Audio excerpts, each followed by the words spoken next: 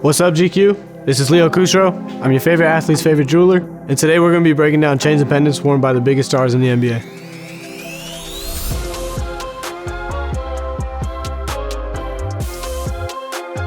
Scoot Henderson.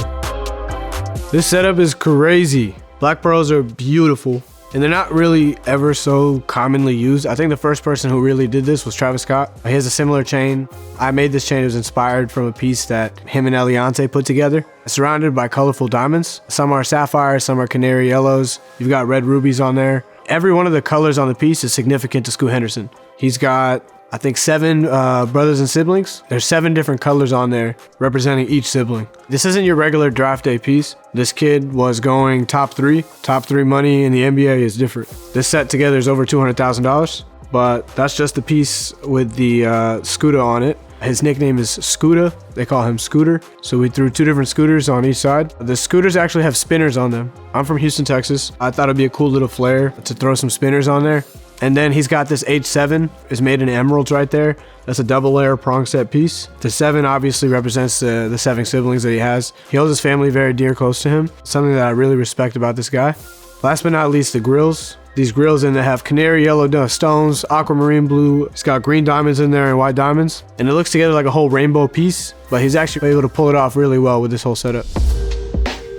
Anthony Edwards. Anthony Edwards is actually wearing one of these. You've probably seen this same chain in the soccer world, the NBA world, the football world, and I've probably sold it to all of them. Anthony Edwards here is wearing 2 of the ones that I made for him. It's a color chain.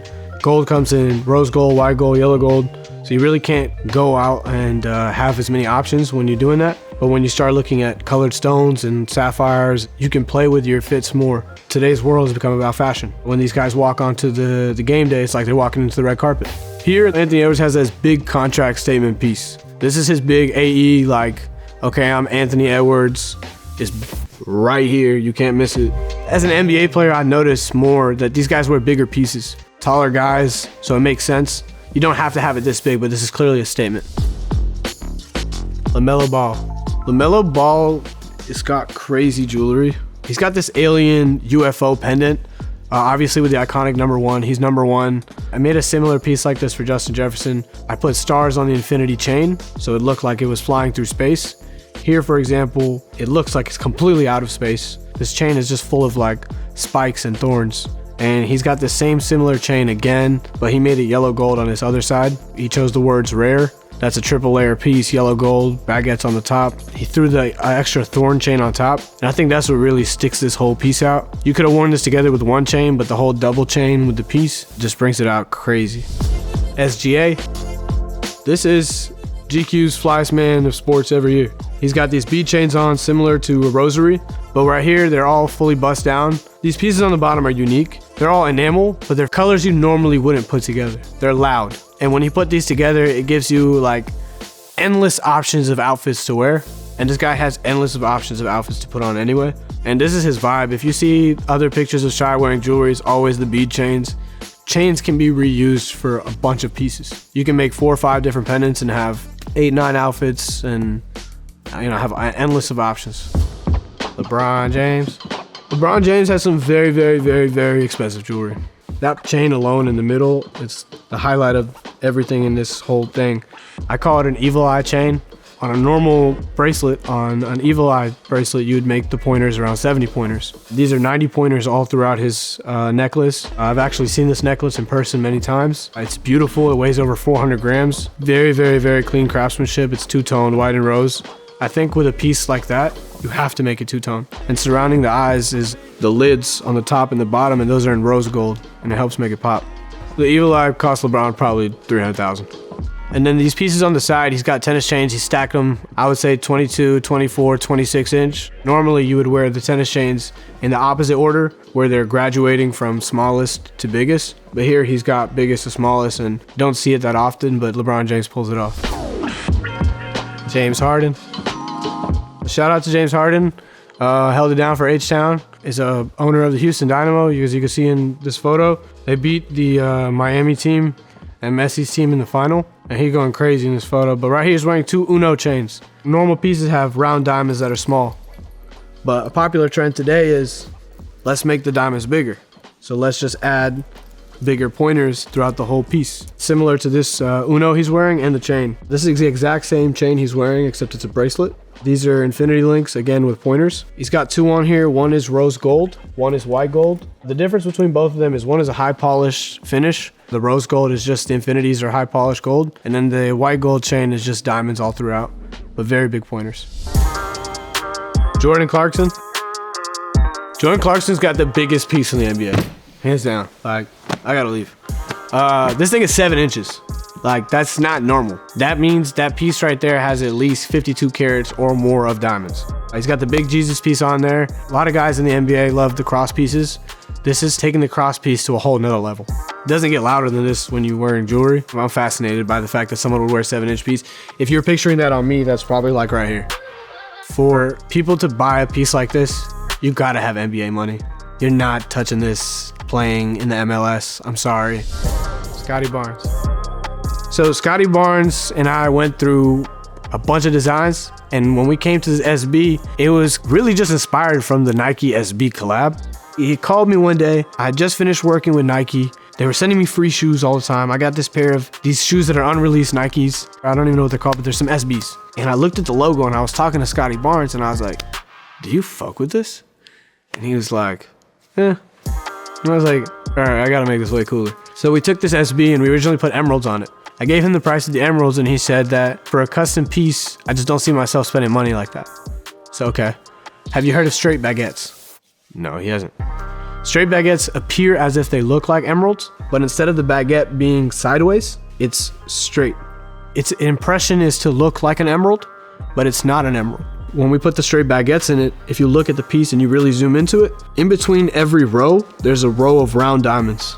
If you look at the American flag, it's like striped, and then there's those stars in the corner. I totally stole that idea. I was like, how do I break these diamonds up to where the baguettes are straight, but then there's lines going through them? So then I literally looked at the American flag and the SB together, and I was like, boom, this is it. Ja Morant. Right here is like a draft day fit, but from a couple years ago, they weren't trying to go too crazy. If you've noticed, today's draft fit outfits are way, way, way louder. This is something simple. Got a cool tennis chain, put his number on it. This is like how people used to wear jewelry to the draft.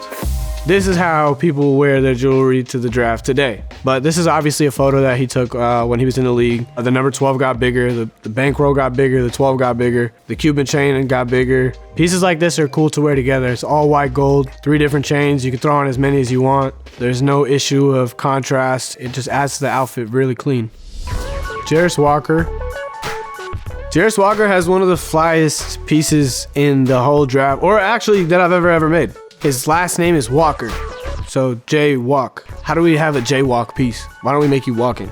It just was his vibe. He's so playful and fun, and when he got this piece, he literally did this thing where he picked up the chain, and he was like, la la la la la la la la. And I love how charismatic he is, and I love how exciting he is, because he can do unique stuff like this, and this is just an entry level of his ideas and uniqueness, because we about to go crazy.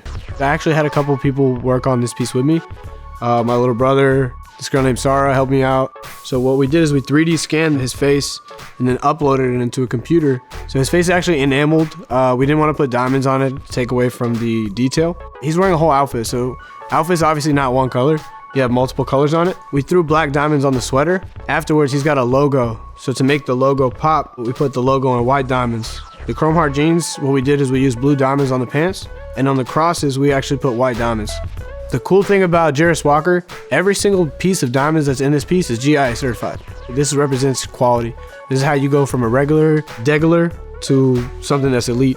This whole setup was $62,000. Chet Holmgren. Chet Holmgren, this piece is unique. There's a guy in Houston who made this piece. His name is Zoe Frost. I like what he did here because he got a 3 and a 4. His number is 34, but when you play dice, if you've ever gone to the casino, lucky number 7. I really fuck with it. It's like a 2-layer, almost 2D kind of piece. It almost like you hide the piece through the borders. So when he put the borders up on the angle, it looks like the dice come all the way from the bottom, but they don't. You see how on the whole piece there's round diamonds? On the bail, he wanted the piece to stick out a little more when it's connected to the chain. So instead of putting round diamonds on there as well, he put baguettes on the bail, and it goes for a really cool look. Rocking a Richard Mille. Hopefully he didn't buy that on draft day. Paolo Banchero. Paolo Banchero. This is a 4-layer piece. They're very expensive. This is a first pick of the entire NBA draft, which means he's got first pick money. First pick money is different from second pick money, and top 3 money is elite. The piece right here is completely 4-layer paved, emeralds all throughout the top, 4-layer of round diamonds on the side. If you look at the side, you can actually count the layers. You can see from the bottom up, it's 1, 2, 3 rounds. Then you've got that flat layer on top, and then the emeralds and the Cuban chain to go together with it. Looks like it holds the weight.